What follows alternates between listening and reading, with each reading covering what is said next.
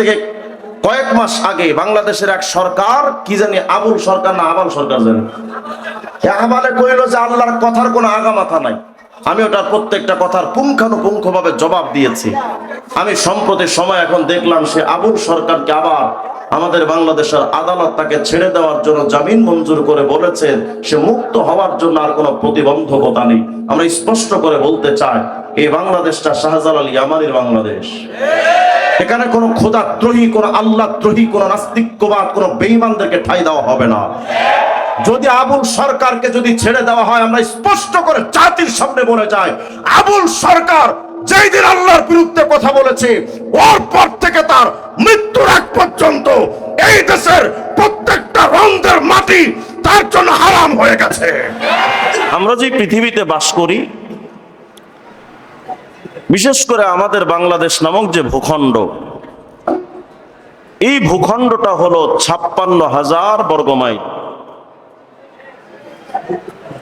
অথচ এই 56,000 বর্গমাইলের বাংলাদেশটা এত বিশাল যে টেকনাফ থেকে সুন্দরবন পর্যন্ত সফর করলে আপনি ক্লান্ত হয়ে যাবেন যে বাংলাদেশ এত বড়।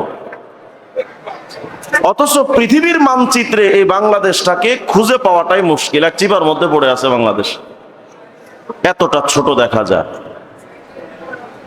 তাহলে যেই পৃথিবীর মানচিত্রে এত বিশাল রাষ্ট্রটা খুঁজে পাওয়া যায় না, সেই পৃথিবীটা কত বিশাল। ভূমণ্ডলবিদরা লিখেছেন, মিয়া সাহেব, বাংলাদেশ মাত্র 56,000 বর্গমাইল, আর পুরা পৃথিবীটা অন্তত 20,10,00,000 বর্গমাইল। তাহলে পৃথিবীটা কত বিশাল। এই পেছনের ভাইয়েরা আপনারা একটু কথা বন্ধ করতে পারেন না?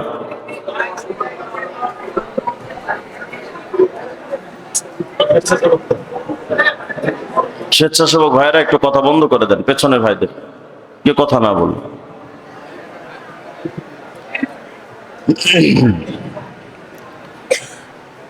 খেয়াল করেন, তাহলে বাংলাদেশ মাত্র 56,000 বর্গমাইল, আর পুরা পৃথিবীটা অন্তত 20,10,00,000 বর্গমাইল। তো পুরা পৃথিবীটা কত বিশাল। অথচ এই পৃথিবীটা যে সবচেয়ে বড় এমনটা নয়। বিজ্ঞানীরা অনেক তথ্য দিয়েছেন, সৌর বিজ্ঞানীরা, যে আমাদের পৃথিবী শুধু একটা গ্রহ মাত্র, এমন 7-8টা গ্রহ আরো আছে, বৃহস্পতি, শনি, মঙ্গল, অনেক গ্রহ আছে।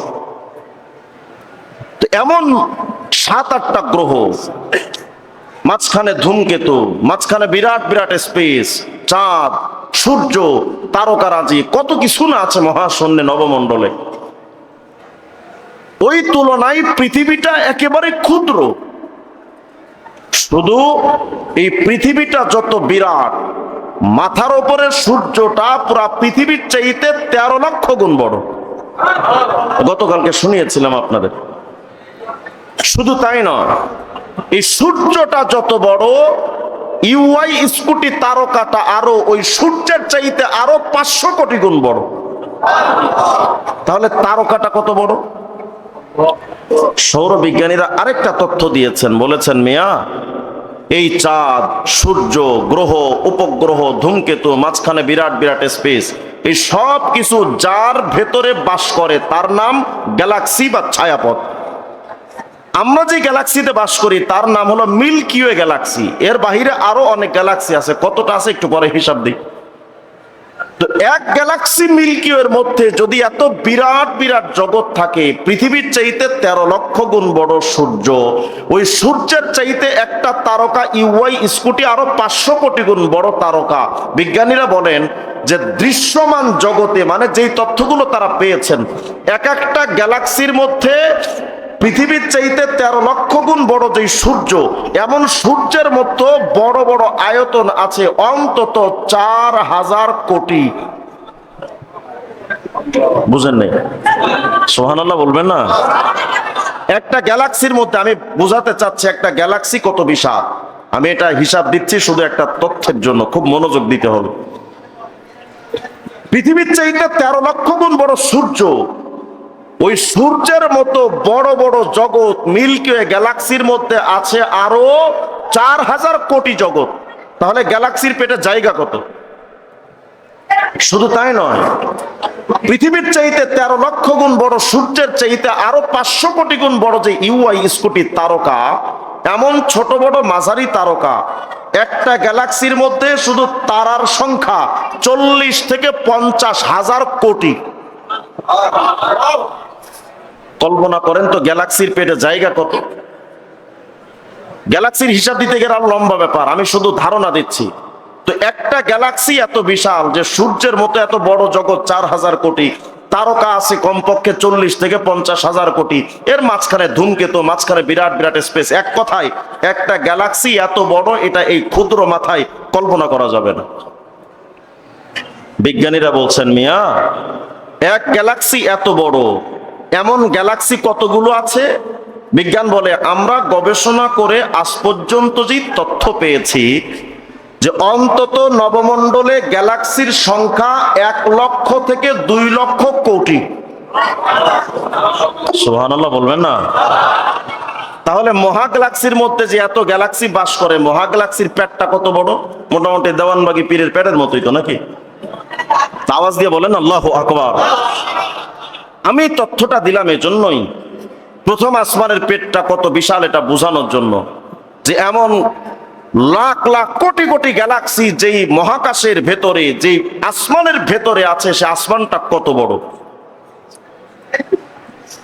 হযরত আব্দুল্লাহ ইবনে মাসউদ রাদিয়াল্লাহু আনহু বলছেন, মিয়া সাহেব, এই আসমান থেকে জমিনের মাঝখানে যত খালি জায়গা আর যত বড়, প্রথম আসমানের ছাদ আবার এত বড়। সুবহানাল্লাহ বলবেন? আপনারা কি আমার কথা বুঝতে পারছেন সবাই? একটু সারা শব্দ দিয়েন। এই যে ছাদ দিয়েছে, ছাদে একটা পুরুত্ব আছে না, একটা মোটা পুরুত্ব আছে না? বিজ্ঞান হযরত আব্দুল্লাহ ইবনে মাসউদ বলছেন, পৃথিবীর জমিন থেকে আসমান পর্যন্ত যত খালি জায়গা এবং এই আসমান আর জমিনের মাঝখানে যত বিরাট বড় জায়গা, প্রথম আসমানের ছাদের পুরুত্ব আবার এত বড়। প্রথম আসমান থেকে দ্বিতীয় আসমানের মাঝখানে আবার এমন খালি জায়গা, দ্বিতীয় আসমান আবার এত বড়, দ্বিতীয় জমিনটা আবার এত বড়, 3 নম্বর জমিনটা আবার এত বড়, 4 নম্বর জমিন এমন বড়। এক কথায় প্রথম থেকে আসমান থেকে জমিন পর্যন্ত যেমন খালি জায়গা, 7টা আসমান এত বড়, 7টা জমিন এত বড়। তাহলে 7 তবক জমিন আসমান যদি এত বিশাল হয়, এক আসমান জমিন যদি এত বিশাল হয়, তো 7 তবক জমিন আসমান টোটালটা কত বড় হতে পারে? এটা বলেন আল্লাহু আকবার। কেন এই তথ্য দিলাম এবার শোনেন। তাফসিরে কুরতুবির মধ্যে ইমামে কুরতুবী রহমতুল্লাহ আলাইহি 15 নম্বর খণ্ডে 307 নম্বর পৃষ্ঠার মধ্যে একটা রওয়ায়াত বর্ণনা করেছেন।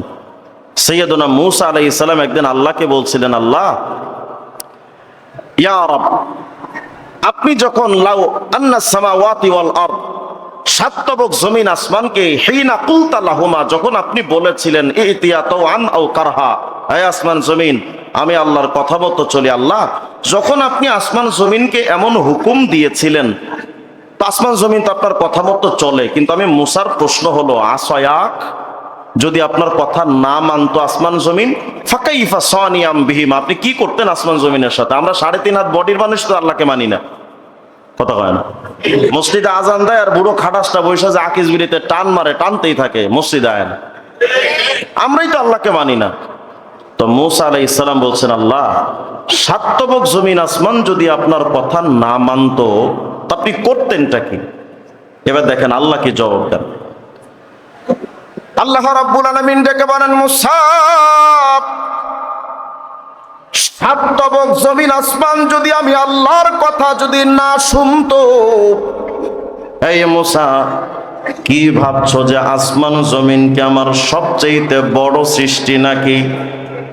না রে মূসা, এই আসমান জমিনের বাহিরে আমি আল্লাহ কিছু পশু বানিয়ে রেখেছি। ওই পশুগুলো এত বড়, এত বড়, যদি আসমান জমিন আমার কথা না শুনতো, কুনতু আমরু দাব্বাতাম মিন দাওয়াবি ফাতাবতালিহুমা।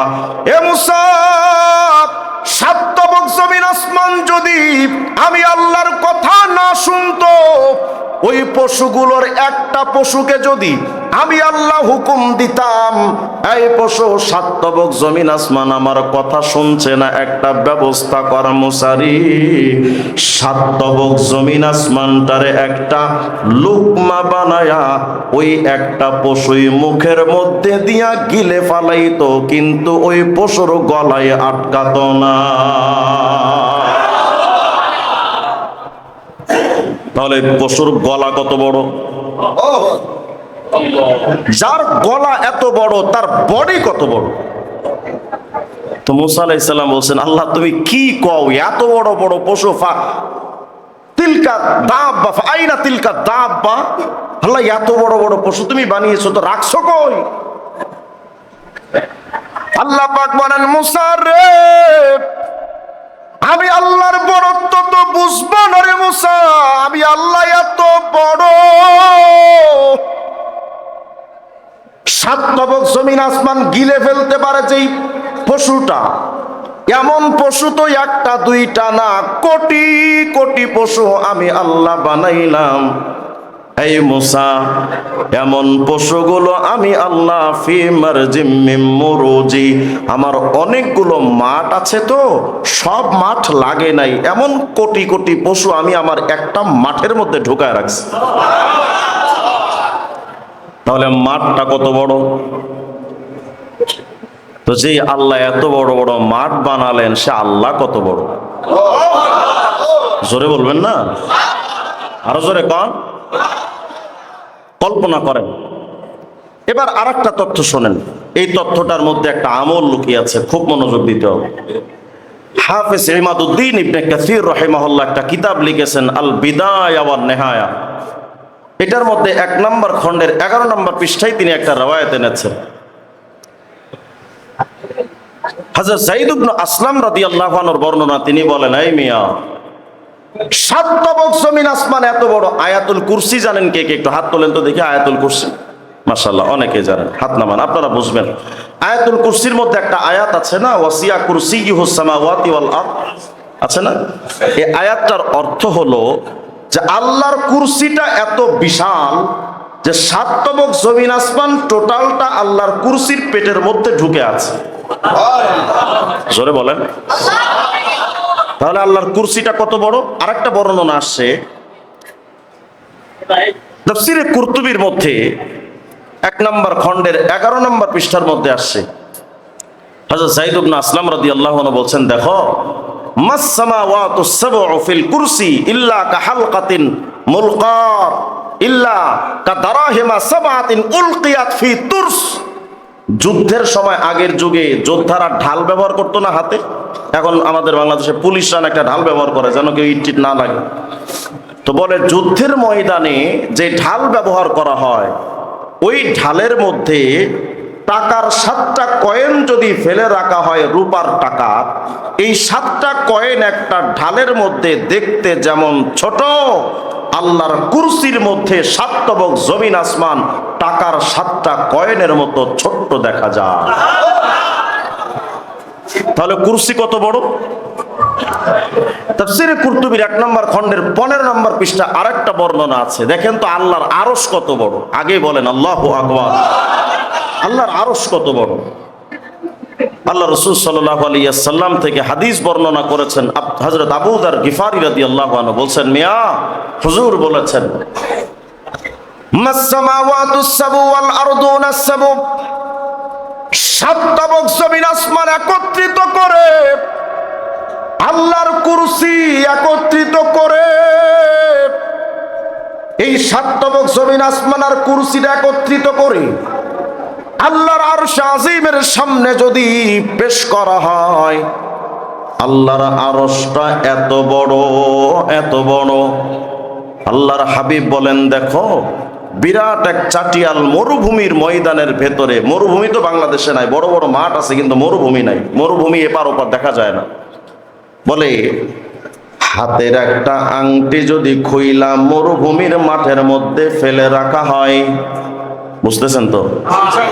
হাতের একটা আংটি খুলে যদি মরুভূমির ময়দানের মধ্যে ফেলে রাখা হয়, এই আংটিটা বিরাট মরুভূমির ময়দানে দেখতে যেমন ছোট, আল্লাহর সাত তবক জমিন আসমান আর কুরসি একত্রিত করে যদি একটা লুকমা বানায়া আরশের সামনে যদি পেশ করা হয় তো মনে হবে আরশে আজিম বিরাট বড় একটা মরুভূমি, আর সাত তবক জমিন আসমান কুরসি হাতের পড়ে থাকা একটা আংটির মতো ছোট।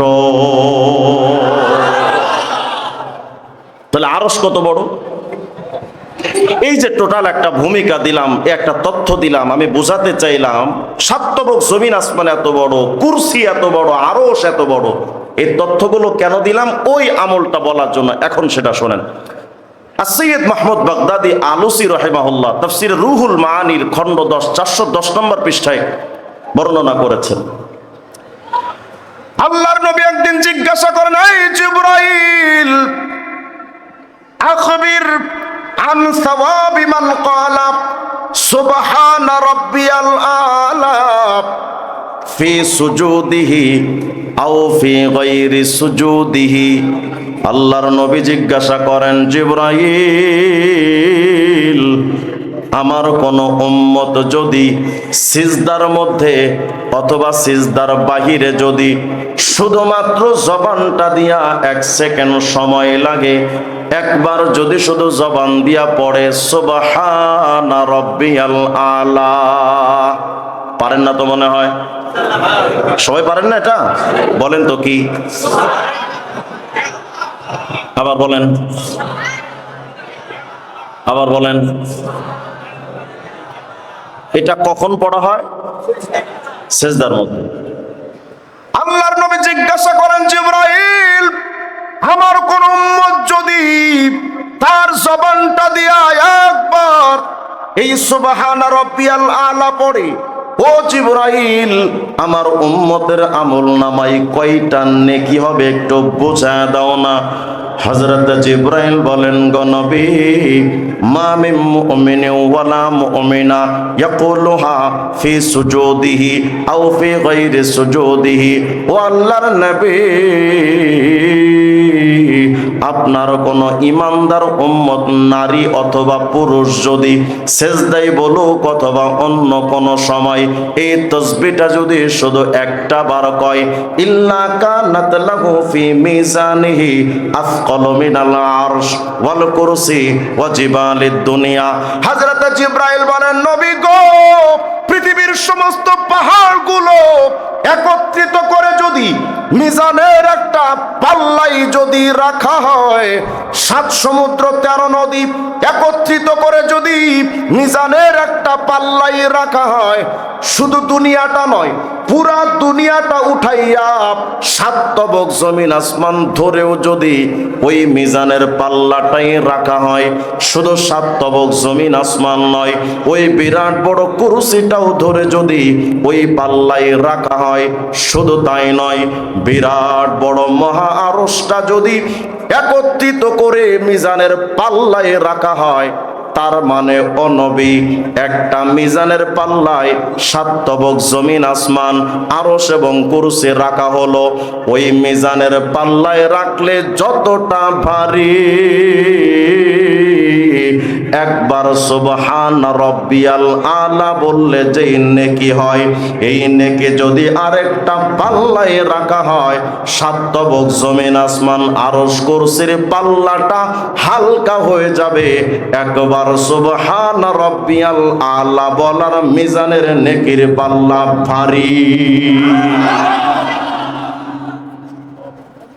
কয়বার সুবহানা রাব্বিয়াল আলা? কয়বার? বলেন না, সুবহানা রাব্বিয়াল আলা। আবার বলেন, আবার বলেন, আবার বলেন। লস না লাভ? বিড়ি টানলে কয় নাকি? চায়ের দোকানে বসে বসে আড্ডা দেন, এই মুরব্বি বাজান, ঘন্টার পর ঘন্টা চলে যায়, আপনার ভেতরে তো কোনো উপলব্ধিটা আসে না। একবার সুবহানা রাব্বিয়াল আলা বললে এতটা দাম, এ তো একটা পুরস্কার, আরো 2টা পুরস্কার আছে, শুনলে খুশি হয়ে যাবেন। বলেন আল্লাহু আকবার। বিরক্ত হচ্ছেন মনে হয় না? আজকে যারা এখানে আসছেন সবাই কিন্তু আমল শিখতে আসেন নাই। কিছু কিছু মানুষ আসছেন একটু হুজুরে ভুল ধরা যায় কিনা, কিছু কিছু মানুষ আসছেন ভাইরাল হুজুরে দেখার জন্য আসতেছে না, ভাইরাল হুজুরে দেখবে। কিন্তু ভাইরা, মাহফিল তো হবে শুধুমাত্র আমল শেখার জন্য, আর কোনো কিছুর জন্য না, আমল শেখার জন্য। অন্তত এই যে একটা আমল আজকে শিখলেন, এখন থেকে সেজদায় গেলে আগে বলতেন সুবহানা রাব্বিয়াল আলা একবার, আজকে থেকে 5 বার 7 বার 9 বার পড়ার একটা আগ্রহ তৈরি হবে না হবে না? এটাই তো মাহফিলের মাকসাদ। তাহলে উপহার হলো একটা, আরো 2টা আছে। আল্লাহর কোন বান্দাই যদি একবার পড়ে সুবহানা রাব্বিয়াল আলা, সাথে সাথে আল্লাহ বলেন, এই ফেরেশতা দেখ, বাগমারার আব্বাসিয়ার মসজিদের যুবক আমি আল্লাহকে নিয়ে বলেছে সুবহানা রাব্বিয়াল আলা, মানে আমি আল্লাহ নাকি বড়? আমার বান্দা কয়, দেখ ফেরেশতা, সুবহানাল্লাহ কয় না? এই ফেরেশতারা দেখ আমার বান্দাই কয় আমি আল্লাহ নাকি বড়? আসলেই তো আনা ফাওকা কুল্লি শাই, আমি তো সবার বড়। লাইসা ফাওকি শাই, আমার উপরে তো আর কেউ নাই। কিন্তু আমার বান্দা আমারে দেখে নাই, আমার বড়ত্বটাও জানে না, আমার বিশালতা আর কিবরিয়া আমার বান্দা জানে না, দেখে নাই।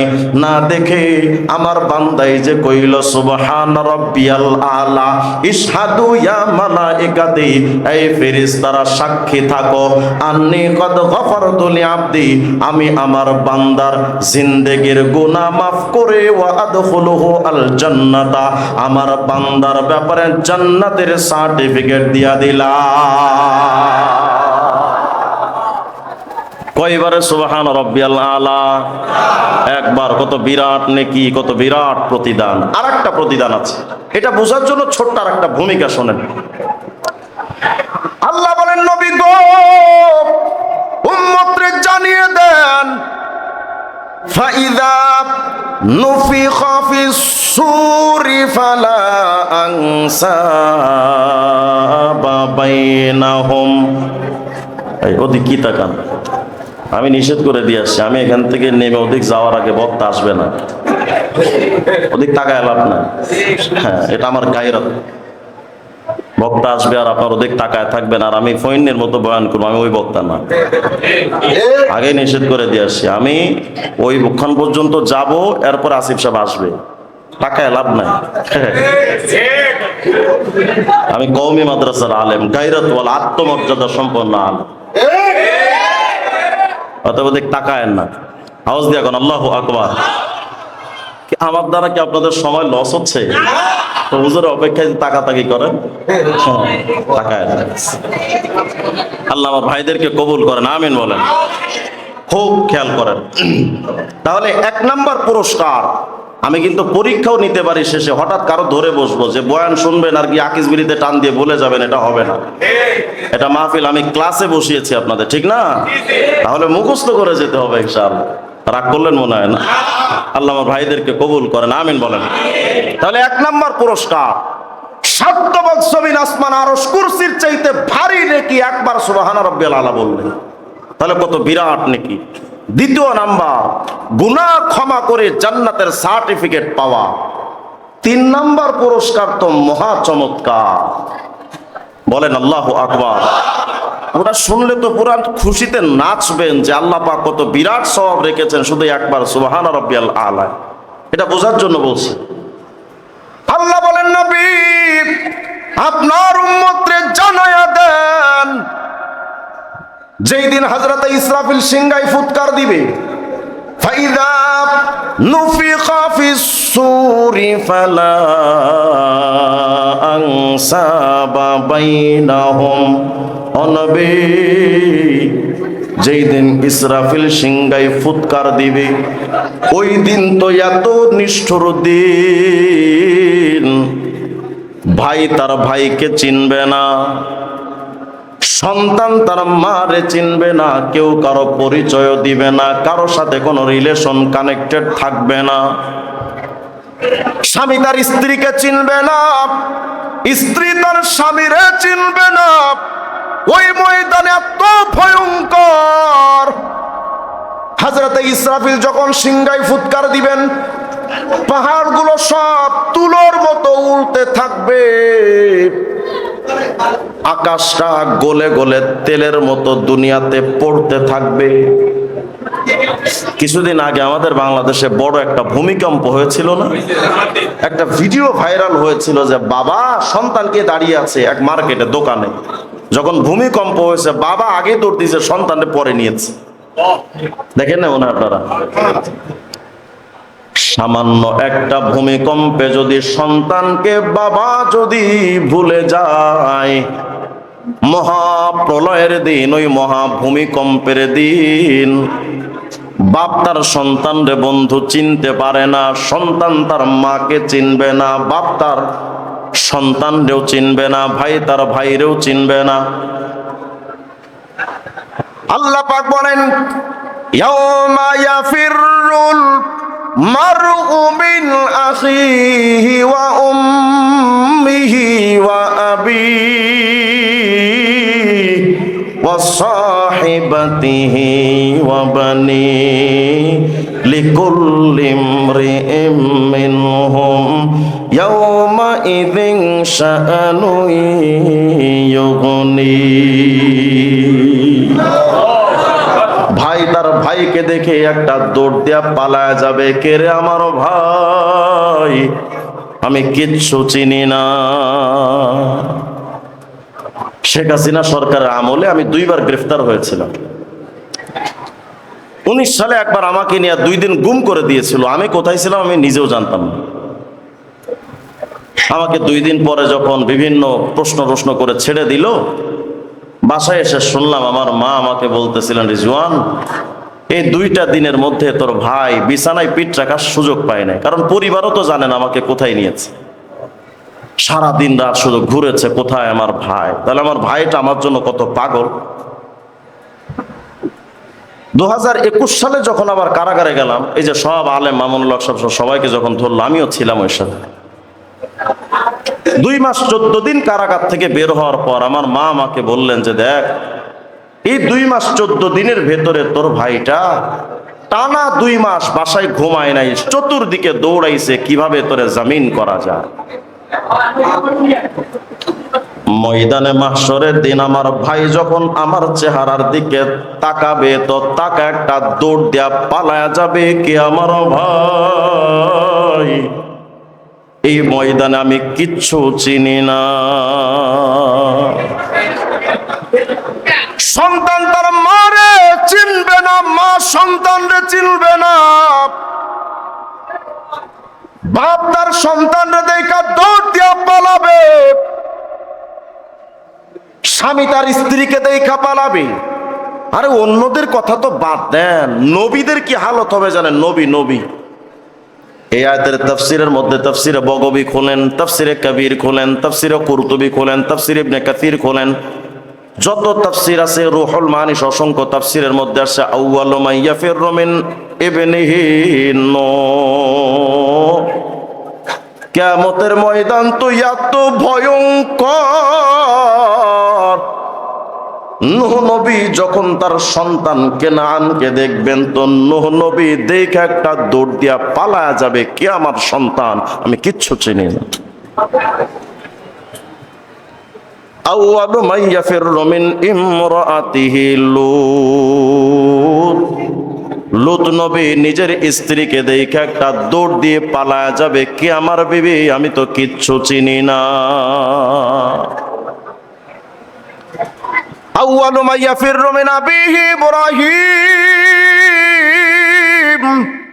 কিয়ামতের ময়দানে ইব্রাহিম খলিলুল্লাহ নিজের বাবা যাবে, কেরে আমার বাবা, আমি খলিলুল্লাহ ইব্রাহিম, আজকে আমি কাউরে চিনি না।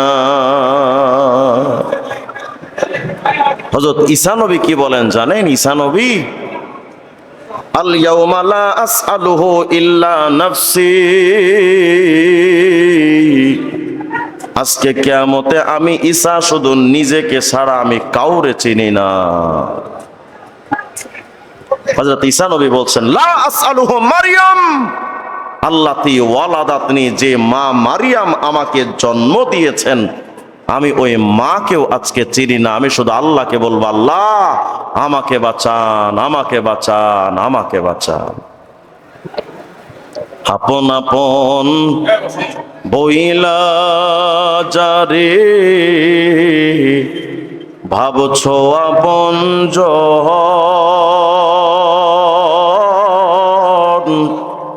আসলে যে কেউ নয় তারা, কেউ নয় রে আপন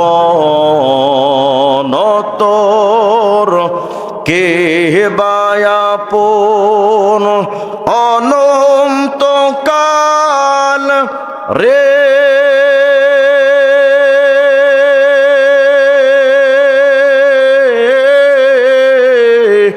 কে বা আপন অনন্তকাল করলি কাহারে সাথী,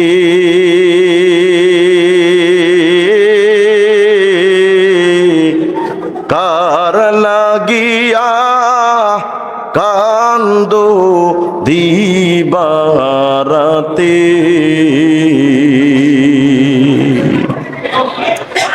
মায়ার জালে বন্ধি হইয়া বান্ধা সুখের ঘর,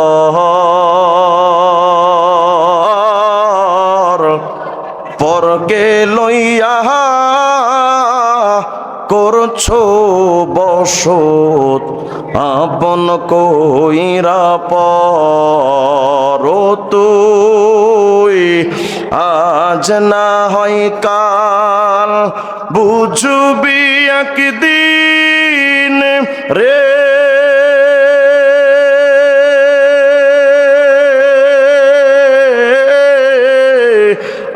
আজ না হয় কাল, বুঝবি একদিন নিভিলে জীবন বাতি।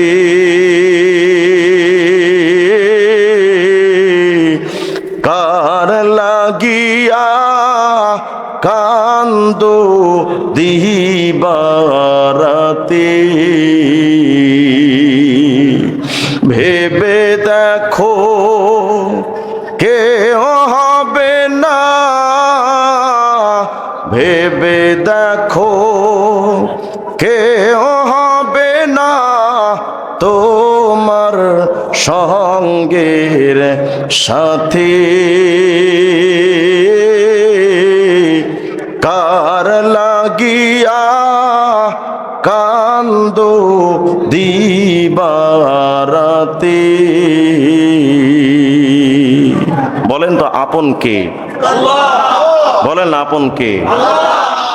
যাদেরকে আপনি দুনিয়ায় যাদের জন্য সব শেষ করে দিলেন, এরা কিয়ামতের ময়দানে জাস্ট আপনাকে কেউ চিনবে না। কেন এই ভূমিকাটা দিলাম এবার শোনেন। ওই যে সুবহানা রাব্বিয়াল আলার আরেকটা পুরস্কার এবার বুঝবেন। হযরত জিবরাইল বলেন, নবী যেই কিয়ামতে কেউ কাউরে চিনবে না, ওই কিয়ামতের ময়দানে দুনিয়ায় যেই বান্দা একবার পড়েছিল সুবহানা রাব্বিয়াল আলা, ওই বান্দার কাছে যখন কেউ রবে না, ফাইদা মাতা জারাহু মিকাইল, ওই বান্দার কাছে তখন আপন হিসেবে আল্লাহর ফেরেশতা মিকাইল হাজির হয়ে যাবে। কি করবে মিকাইল? হামালাহু আলা জানাহিহি, হযরত মিকাইল ওই বান্দার কাছে এসে ওই বান্দাকে তার কাঁধে উঠায় নিবে।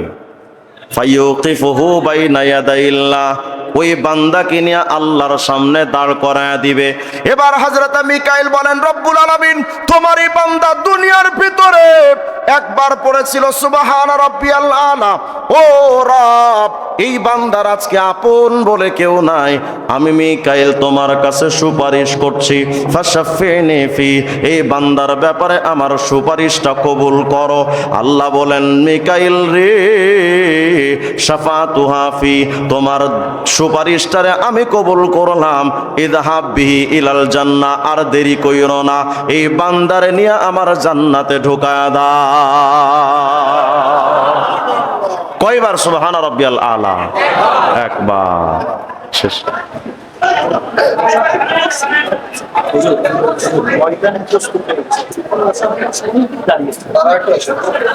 যেসব ভাইয়েরা বাহিরে আপনারা ঘোরাফেরা করছেন, ময়দান তো মাশাআল্লাহ প্রস্তুত হয়ে গেছে, আপনারা সবাই যদি সুন্দরভাবে বসে যান তাহলে মাহফিলের শৃঙ্খলাটা রক্ষা হয়। আমি বিশ্বাস করি আপনারা যারা এখানে আছেন সবাই শিক্ষিত এবং ভদ্র মানুষ, দয়া করে কেউ বিশৃঙ্খলা না করি, সবাই সুন্দর করে মাঠে বসে যাই। তৈরি হয়েছে আল্লাহর দিন জিন্দার জন্য। সুতরাং যারা এটা বলে যে আল্লাহ দিন জিন্দার জন্য বা ইসলাম প্রতিষ্ঠার জন্য দেশটা স্বাধীন হয় নাই, আল্লাহর হাবিব বলেছেন, লা ইয়াবকা আলা যহরিল আরদি বাইতুম মাদারিন ওয়ালা ওয়াবা ইল্লা আদখালাহুল্লাহু কালিমাতাল ইসলাম। এমন একটা দিন আসবে যেই দিন পৃথিবীর প্রতিটা রন্ধ্রে রন্ধ্রে ইসলামের কালেমার পতাকা উড্ডীন হবে। একটা দিন আসবে ইনশাআল্লাহ। সুতরাং আমাদের জাগরণটা কোনো ব্যক্তি কেন্দ্রিক না হওয়া, আমাদের জাগরণটা হতে হবে শুধুমাত্র আল্লাহ দ্বীনের জন্য। পারা যাবে না ইনশাআল্লাহ? ব্যাস, এবার গলা ছেড়ে চিৎকার দিয়ে বলেন আল্লাহু আকবার। এই যে ভাই, এই যে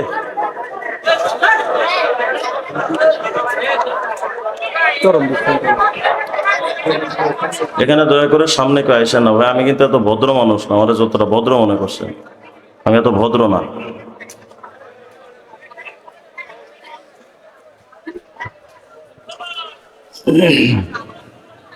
আল্লাহর ওয়াস্তে সামনে পেছনে আপনারা কি মারামারি করেন, আমার অসুবিধা নাই, কিন্তু আমার মাহফিলের এই প্যান্ডেলের স্টেজের সামনে দয়া করে আর কেউ একজন আসবেন না,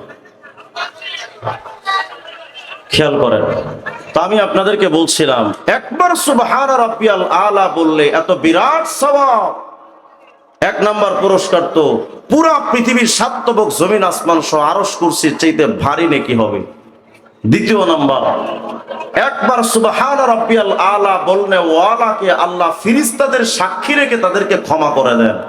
তিন নাম্বার, হযরত মিকাইল কিয়ামত ওই বান্দার হাত ধরে আল্লাহর জান্নাতে ঢুকায়া দিবে। তাহলে বলেন তো জিকিরটা হবে কার জন্য? বলেন না কার? কোন বাবার, কোন মাজার, কোন দরবার? জিকির হবে শুধুমাত্র কার?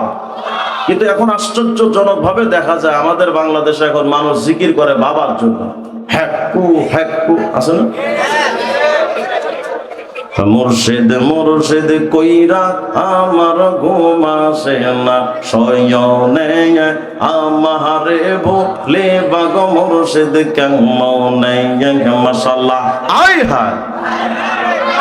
আচ্ছা বলেন তো, এই গানটা গাইলে মুর্শিদের নামের জিকির করলে কোনো সওয়াব আছে? কোনো সওয়াব? অথচ আপনাদেরকে আমাদেরকে সরল সোজা মুসলমানদেরকে আটটসি, সুরেশ্বর, চন্দ্রপাড়া, দেওয়ানবাগ, রাজারবাগী, সুরেশ্বরী, চন্দ্রপাড়া, মাইজভান্ডারি, পানিশা, বালিশা, কেতলিশা, গামছাশা, লুঙ্গিশা, কিল্লাশা, ফাইল্লাশা, চিল্লাশা, চরমবিবি, গরমশা, ফকিরশা, মিসকিনশা, গরিবশা, টংটংশা, ঢংঢংশা, হেহুশা, কুত্তাশা, গোড়াশা, ল্যাঞ্জাশা, বদনাশা। চট্টগ্রামে একটা মাজার আছে হযরত কুত্তাশা মাজার বলতেন। পাবলিক ঢের কুত্তার কাছে কাকায় বাবা। আচ্ছা বলেন তো, যদি কেউ কুত্তারে বাপ ডাকে, কি এর বাচ্চা? না না না, ওটা বলা যাবে না, বলেন ফুটফুটে সুন্দর। আপনাদেরকে আমাদেরকে সরল প্রাণ মুসলমানদেরকে ধোঁকা দিয়ে আল্লাহর জিকির থেকে আলাদা করে বাবার জিকিরের তার দিকে যারা নিয়ে যায়, তারা ইসলামের দুশমন, এই জাতির দুশমন। আমাদের মুসলমানদেরকে ধোঁকা দেওয়া হচ্ছে। কয়েকদিন আগে, সম্প্রতি সময় আমরা দেখছি, এখান থেকে কয়েক মাস আগে বাংলাদেশের এক সরকার, কি জানি আবুল সরকার না আবাল সরকার জানি, আহ্বানে কইল যে আল্লাহর কথার কোনো আগামাথা নাই। আমি ওটার প্রত্যেকটা কথার পুঙ্খানুপুঙ্খ ভাবে জবাব দিয়েছি। আমি সম্প্রতি সময় এখন দেখলাম সে আবুল সরকারকে আবার আমাদের বাংলাদেশের আদালত তাকে ছেড়ে দেওয়ার জন্য জামিন মঞ্জুর করে বলেছেন সে মুক্ত হওয়ার জন্য আর কোনো প্রতিবন্ধকতা নেই। আমরা স্পষ্ট করে বলতে চাই, এই বাংলাদেশটা শাহজালাল ইয়ামানির বাংলাদেশ। এখানে কোনো খোদাদ্রোহী, কোনো আল্লাহদ্রোহী, কোনো নাস্তিক্যবাদ, কোনো বেঈমানদেরকে ঠাঁই দেওয়া হবে না।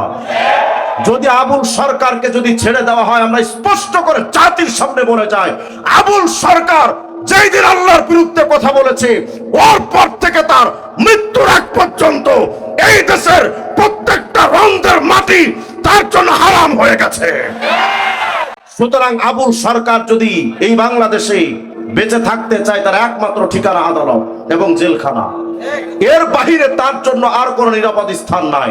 যদি বাংলাদেশের আদালত এবং সরকার তাকে বিচার না করে কোনো খোদাদ্রোহীকে যদি স্বাভাবিকভাবে ছেড়ে দেয়, আমরা স্পষ্ট করে আমরা হুমকি দিয়ে বলছি না, বোঝার জন্য বলছি, যেই বাংলাদেশের প্রত্যেকটা মুসলমানদের হৃদয়ে ইসলাম প্রথিত হয়ে আছে, যে বাংলাদেশের প্রত্যেকটা মুসলমান বাপের অপমান সহ্য করতে পারে, মায়ের অপমান সহ্য করতে পারে। আরে এখানেই তো অনেক যুবক এমন আছে যারা হয়তো মাথায় টুপি দেয় না, মুখে দাড়ি রাখে না, হয়তো গায়ে পাঞ্জাবিও লাগায় না, কিন্তু তাদের হৃদয় স্পন্দনে, তাদের হৃদয়ে এমন এক ইসলাম ঈমানি জাগরণ পথিত হয়ে আছে। এরা সবকিছু মানতে পারে, কিন্তু আল্লাহর বিরুদ্ধে কোনো কথা বললে এরা সহ্য করতে পারে না। সুতরাং বাংলাদেশের 90% মুসলমানের এই বাংলার জমিনে আবুল সরকারকে আপনারা বিচার না করে ছেড়ে দিবেন। যদি এটা আপনারা করেন তাহলে মহা চরম ভুল করে বসবেন। আমাদের স্পষ্ট বক্তব্য, খোদাদ্রোহীর বিচার আদালত যদি না করে, 14 কোটি মুসলমান, 16 কোটি মুসলমান বিচার করে ছেড়ে দিবে।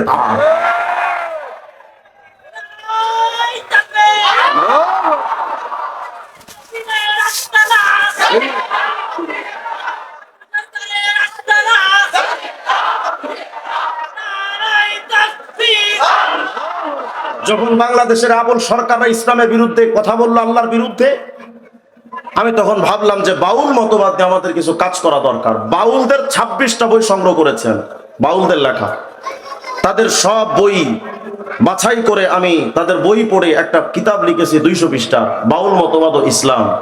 আগামী সপ্তাহের মধ্যে চলে আসবে ইনশাআল্লাহ। আমি তাদের বই পড়ে যেটা দেখলাম, আমাদের বাংলাদেশের বাউলদেরকে আমরা মনে করি যে তারা মুসলমান, কিন্তু এরা মুসলমান নয়।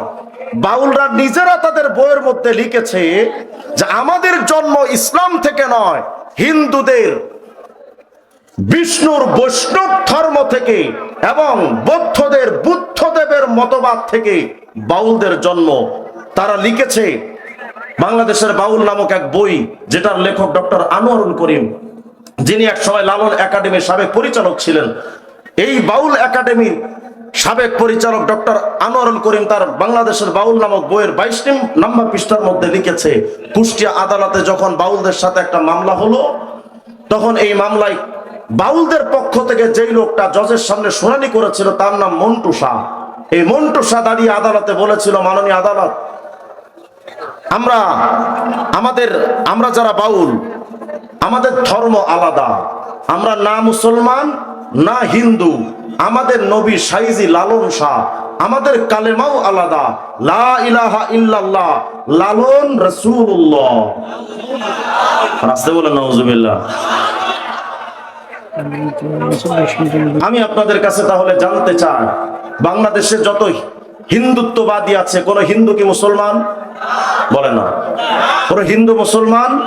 সেই হিন্দুদের থেকে তৈরি হওয়া, এমনকি আপনারা আরো জেনে আশ্চর্য হবেন, ইসকনের গোপন সিক্রেটলি যারা কাজ করে ইসকনের পক্ষ থেকে, সেই একটি শাখাই হলো এই বাউল মতবাদ। তারা তাদের বইয়ের মধ্যে লিখেছে, আমার একটা বানানো কথা না, কারণ এটা মিডিয়াতে যাবে, পুরো বাংলাদেশ ছড়াবে। আমি ওপেন চ্যালেঞ্জ দিয়ে বলছি, বাংলাদেশের সকল বাউল তাদের মূল যোগসূত্র হলো হিন্দুত্ববাদী সংগঠন ইসকনের সাথে। সুতরাং আমরা এই কথা স্পষ্ট করে বলছি, সরকার যদি বাউলদের প্রতি গণতান্ত্রিক রাষ্ট্র হিসেবে তাদের প্রতি যদি সফট কর্নার লালন করার জন্য যদি ফিকির করেন, আমরা এই কথা স্পষ্ট করে বলি, গণতন্ত্রের অর্থ যদি, বাক স্বাধীনতার অর্থ যদি হয় আমার আল্লাহর বিরুদ্ধে কথা বলা, বাক স্বাধীনতার অর্থ যদি হয় আমার নবীর বিরুদ্ধে কথা বলা, বাক স্বাধীনতার অর্থ যদি হয় ইসলামের বিরুদ্ধে কথা বলা, ওই বাক স্বাধীনতার কপালে জুতা মারি আমরা। যেই বাক স্বাধীনতা দিয়ে ইসলামের বিরুদ্ধে কটূক্তি করবে, যেই বাক স্বাধীনতা দিয়ে আমার আল্লাহ এবং রাসূলের বিরুদ্ধে কথা বলবে, ওই বাক স্বাধীনতাকে দাফন করার জন্য 16 কোটি মুসলমান তৈয়ার। সুতরাং আবুল সরকারকে মুক্ত করে আদালত গণতান্ত্রিক রাষ্ট্র পরিচয় দেওয়ার মতো এই ভুল সিদ্ধান্ত নেবেন না। যদি নেন তাহলে এই বাংলাদেশের 90% মুসলমানের হৃদয়ের কথাটা আমি বলে যাই, বাউল সরকারকে আপনারা ফাঁসি দিবেন না, মুসলমানের জীবন তো পুঁতে ফেলবে। এই বাউলরা কি বলে জানেন? বাউলদের আর একটা বই আছে, এই বইয়ের নাম হলো অখণ্ড লালন সঙ্গীত। 63 নম্বর পৃষ্ঠায় লিখেছে, যিনি পীর তিনিই খোদা তিনিই নবী। বলেন, এটা একটা লালনের একটা গান লিখেছে, যেহি মোরশেদ সেই তো রসুল, ইহাতে নাই কোনো ভুল, খোদাও সে হয়। বলেন, এই আকীদা যারা লালন করে যে পীরই খোদা পীরই নবী, এই আকীদা যারা লালন করে তারা মুসলমান হতে পারে? সুতরাং এ ব্যাপারে আমাদের সজাগ দৃষ্টি রাখা দরকার। আরেকটি সতর্কতা আপনাদের সামনে করে যায়, আমি এই রূপসা এলাকায় অতীতে বহুবার এদিকে আমি আসতে গিয়েও দাওয়াত পাওয়ার পরও আমি এদিকে আসতে পারি নাই একটা সংগঠনের কারণে, তাদের নাম হলো হেজবুত তাওহীদ। আপনাদের এই রূপসা এলাকায় প্রচুর পরিমাণ তাদের কাজ আছে। এই হেজবুত তাওহীদরা তারা বলে যে বোরখা এটা শয়তানের আবিষ্কার করা। নাউজুবিল্লাহ। আর আস্তে করে নাউজুবিল্লাহ। তারা বলে বর্তমানে শুধু ইসলাম নয়, যে কোনো ধর্ম পালন করে জান্নাতে যাওয়া যায়। তারা বলে রামকৃষ্ণ, রামচন্দ্র, যুধিষ্ঠির, মনু, বুদ্ধদেব এরা সবাই আল্লাহর নবী ছিল। তারা বলে হিন্দুদের রামায়ণ, বেদ, গীতা, ত্রিপিটক, মহাভারত এগুলো কোরআনের মতো আল্লাহর নাজিলকৃত আসমানি কিতাব। তারা যখন কাউকে সদস্য বানায় তখন এই অঙ্গীকার করায়, অঙ্গীকারটা আপনারা যদি খুঁজতে চান তাহলে আপনারা গুগলে সার্চ দিবেন হেজবুত তাওহীদ লিখে, তাদের ওয়েবসাইট আসবে। একদম নিচে গিয়ে দেখবেন যোগাযোগ একটা অপশন লেখা আছে, ওটাতে ক্লিক করলে দেখবেন তাদের অঙ্গীকার নামা আসছে। মানে হেজবুত তাওহীদে কেউ যদি সদস্য হতে চায় তাহলে তাদেরকে আগে এই অঙ্গীকার করতে হয় যে আমি এই প্রচলিত ইসলাম থেকে হিজরত করলাম, মানে ইসলাম ধর্মটা ত্যাগ করলাম। বলেন, এই হেজবুত তাওহীদ মুসলমান না বেঈমান? বলেন, হেজবুত তাওহীদ মুসলমান না বেঈমান?